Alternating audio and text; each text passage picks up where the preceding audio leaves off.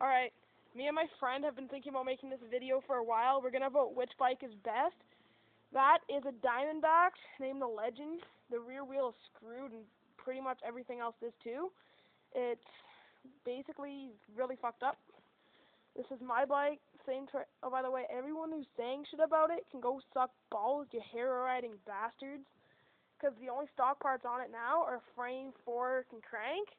Everything else is high-end proness. And then we got my friend's new bike, an Integral Expo.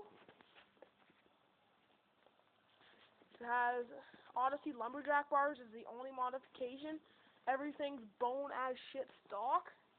Has Spanish BB, Odyssey power bites, primo set of rims, integral hubs. So yeah, everything's basically stock on it. Yeah.